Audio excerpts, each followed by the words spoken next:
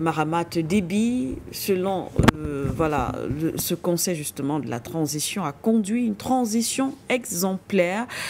C'est félicité donc le Conseil national en octobre 2024 à l'exemple de son défunt père. Selon le rapport du Conseil national de la transition, le président Mahamat Idriss Déby a dirigé personnellement l'opération Askanit lancée pour éradiquer les groupes terroristes qui écument la région du lac Tchad, d'où, entre autres, justement, cette élévation à la dignité de maréchal. Dr Yamtimba.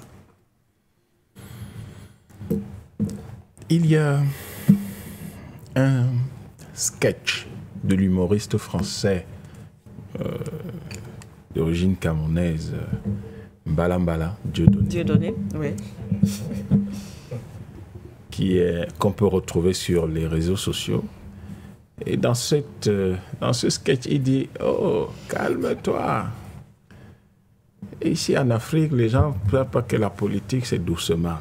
Ne cours pas. En gros, je résume. Sincèrement. Oui. Tout ce tralala là, ça donne à manger aux Tchadiens. Vraiment. Bon, comprenons déjà ce qu'on appelle maréchal. Parce que si on le comprend, mon point de vue peut être... peut-être comprendre. Oui, on pourra avancer et se poser les questions c'est quoi un maréchal? Ouais. Maréchal, d'abord, c'est... Il y a deux pays dans lesquels on trouve cette affaire de maréchal. Ok. Alors, on trouve le maréchal de France. Ok. On trouve le maréchal en Pologne. D'ailleurs, on a eu des généraux français qui sont devenus maréchal de France et maréchal de Pologne. Le général Foch.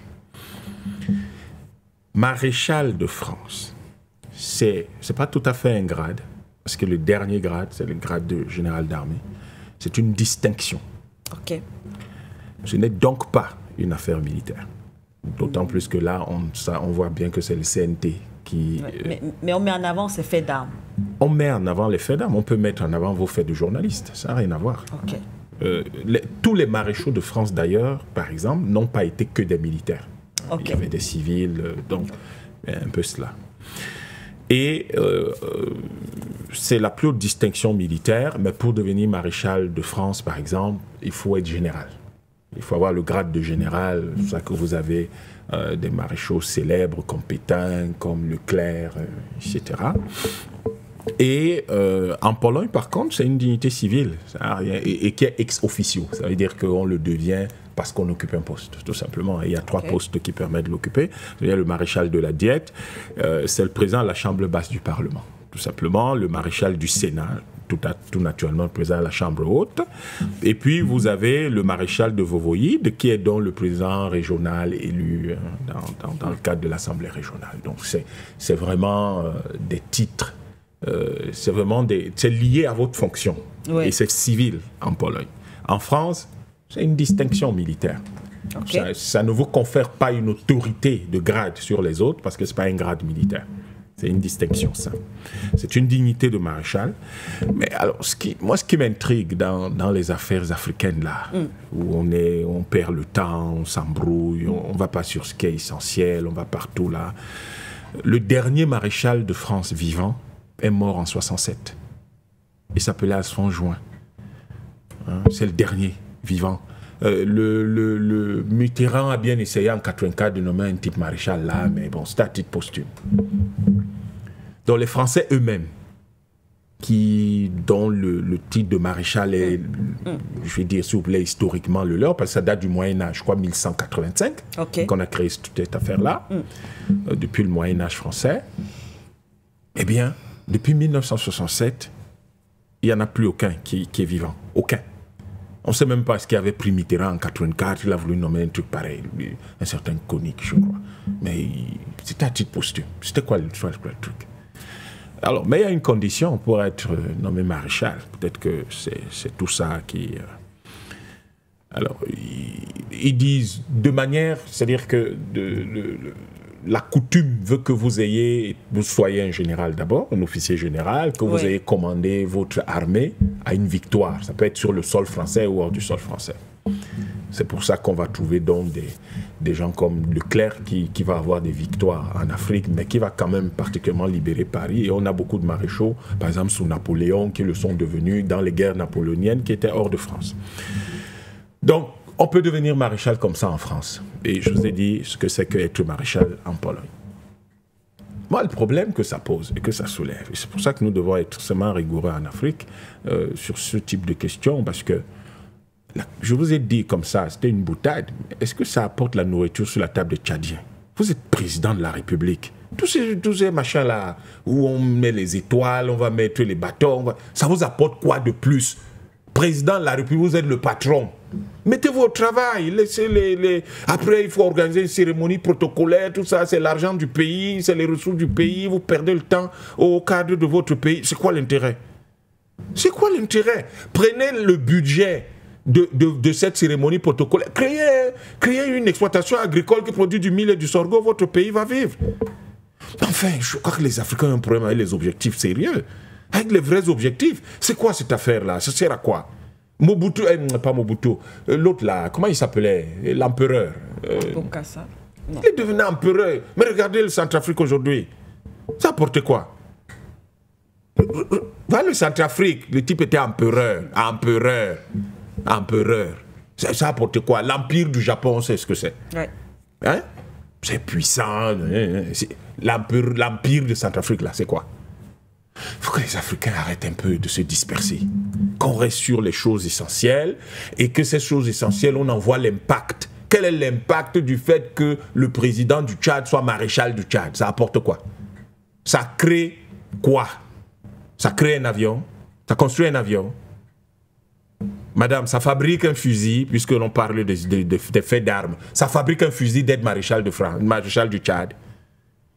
Est-ce que ça produit le mil et le sorgho qui permet aux Tchadiens de manger? Ça apporte quoi? On est quand même parfois en Afrique vraiment dans des futilités qu'on ne comprend pas. Là, et il y a même quelque chose qui m'agace dans l'affaire. La distinction, elle est d'origine française. L'esprit de cette affaire, c'est français. Les attributs, c'est français. Hein, madame? Le protocole même sera français et dans le même temps, vous demandez aux Français de partir de chez vous. Il faut choisir. Son propre père, à la limite, il n'est plus là. C'était une certaine époque, on s'en fout un peu. Mais il portait une espèce de canne là, sur laquelle c'était écrit en latin. Terror belli decus pacis. C'est quoi cette histoire? Vous êtes au Tchad, vous avez une histoire où on est écrit en latin? C'est quoi cette affaire? Terreur en temps de guerre, ornement, honneur en temps de paix. C'est quoi ces histoires africaines-là? Mais laissez tomber, vous êtes président de la République. Thomas Sankara était capitaine dans l'armée, il était président de la République. Ouais. Vous vous souvenez des gens qui étaient généraux à l'époque? Vous vous en souvenez d'un seul? Pas du tout. Il était capitaine. Pas du tout. Ouais. Alors donc, il faut savoir rester sur ce qui est essentiel. Vous avez 40 ans, vous êtes général d'armée, vous avez le grade le plus élevé de l'armée. Vous voulez une distinction, elle vous apporte quoi? Ça vous apporte quoi? Ça donne quoi de plus aux Tchadiens? Et ça pose un problème de fond que les gens ne voient pas et ce que les gens ne veulent pas soulever. C'est ça le problème de fond, je vais vous le dire. Le problème de fond, c'est la question de l'identité des Africains et des choix que nous faisons pour notre avenir. Est-ce que nous sommes là pour avoir tous les titres de la planète alors que les gens ne mangent pas dans notre pays? Alors que les enfants ne vont pas à l'école? Alors que le pays n'est pas sécurisé? Alors qu'on n'a aucune industrie? Alors qu'on n'a pas de monnaie? Alors qu'on n'a pas de route, on n'a rien? Et vous êtes là, ce qui vous intéresse, c'est les oripeaux de, ouais, vraiment, on a une distinction. Ça apporte quoi? Ça crée une route, ça construit une route. Sincèrement, soyons rigoureux en Afrique. Nous manquons tellement de rigueur que les Occidentaux passent le temps à rigoler. Moi, je connais plein de blancs, là, à Douala, hors du Cameroun. Chaque fois qu'on parle, ils disent que, dis-donc, laissez vos histoires, là. Vous savez pourquoi il dit ça, madame? Vous bavardez là, vous les Africains, ça bavade, ça bavade, ça bavade. Vous avez un sous-marin. Vous avez une usine qui fabrique même les munitions. Passez votre temps à bavarder. C'est-à-dire que nous devons, à chaque fois, nous avons l'impression que non, un truc est léger. C'est pas léger, c'est très grave. C'est extrêmement grave. Nous sommes là sur des choses qui n'ont aucun intérêt. C'est-à-dire que vous ne voyez pas l'impact sur nos populations. Et justement, c'est ça tout le problème que soulève le panafricanisme. Vous avez des postes, vous avez de l'autorité, vous avez du pouvoir. Qu'est-ce que le peuple en retire comme bénéfice? Qu'est-ce que le peuple en retire comme bénéfice? Et nous, là, vous, maréchal, tout ça, là, vous êtes dans des choses qui sonnent bien, c'est joli à prononcer. Mais au bout du compte, quand vous serez maréchal du Tchad, bon, d'abord, c'est très bizarre, maréchal du Tchad. Mais quand vous serez maréchal du Tchad, est-ce que le fait d'avoir cette distinction vous donne davantage de pouvoir pour faire quoi que ce soit? Non, le pouvoir suprême, c'est celui du chef de l'État. Ça, ce n'est qu'une distinction. Est-ce que vous avez besoin de cette distinction-là? Ça vous apporte quoi? Est-ce que c'est pas une façon, pas d'honorer, mais lorsqu'on dit qu'on a quand même du respect, ou alors on a pris peut-être son paternel comme un exemple, suivre le pas de son père, voilà, peut-être symboliquement, parce qu'après, lorsqu'on voit quand même, lorsqu'on fait quelques pas en arrière, on voit les actes qui sont aussi posés par le président Mahamat, voilà. Madame, bon. Excusez-moi. Oui.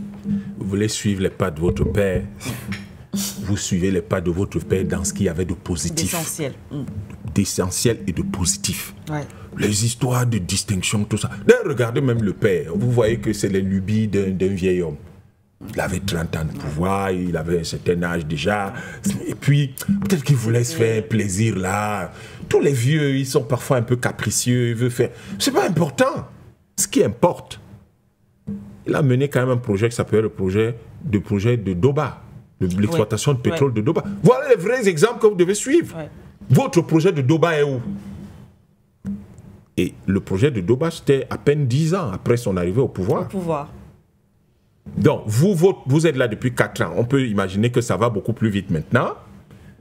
Où est votre projet de Doba? 4 milliards de dollars d'investissement à l'époque, 3 000 milliards de francs CFA. C'est ça qu'il faut suivre. Ça a donné du travail aux Tchadiens. Ça a permis aux Tchadiens de se former et de devenir des ingénieurs, des experts dans ce domaine-là. Ça a permis d'avoir, je crois, une petite raffinerie au Tchad. Ça a permis de donner à manger aux Tchadiens. C'est ça l'exemple qu'il faut suivre. C'est tout ce que N'Djamena a là aujourd'hui, qui est construit un peu. Ça vient d'où? Mais ça vient de là. Donc c'est ça que vous devez suivre, pas les histoires qu'il faisait, bon, un vieux là, il essaie un peu de s'amuser. C'est pas ça. C'est ça le vrai exemple qu'il faut suivre. Et tout le drame que nous avons souvent en Afrique, c'est que parfois, vous avez quelqu'un comme ça, comme le président Mahamat, il n'y a peut-être personne pour lui dire, président, vraiment, ça, c'est une perte de temps. Les gens sont là à dire, oui, président. Or, parfois, vous trouvez que ce président-là a juste besoin que quelqu'un lui dise, mais non, président, mais non, voici les choses qui sont les plus importantes. Vous venez d'être élu. Vous êtes en train de préparer les législatives pour consolider en fait votre pouvoir. Votre pouvoir, oui. Vous croyez que c'est en annonçant aux Tchadiens que vous êtes devenu maréchal qui va consolider votre pouvoir? Si vous aviez annoncé aux Tchadiens que vous allez lancer une exploitation de gaz et que vous allez construire une usine qui va leur permettre d'avoir de l'électricité, qui va leur permettre d'avoir du gaz domestique à 100 francs ou à 1000 francs la bouteille, vous ne croyez pas que ça aurait permis aux Tchadiens d'être plus rassurés sur votre pouvoir, sur votre administration? Je crois que bon, c'est ça le problème de l'Afrique. Nous devons savoir exactement ce que nous voulons et qu'est-ce qui est prioritaire. Les questions prioritaires de l'Afrique aujourd'hui sont les questions du développement économique, sont les questions de l'industrialisation de l'Afrique et les questions de sécurisation de l'Afrique. Pour que nous ayons la sécurité, il nous faut l'industrie. Le Tchad ne va pas mener les opérations comme le Haskani tout le temps, tant que le Tchad ne pourra pas fabriquer ne serait-ce que des munitions. Le Tchad ne fabrique pas les armes. Il faut qu'on importe tout pour que le Tchad soit sécurisé. Quand vous vous posez cette question, vous avez le temps de devenir maréchal.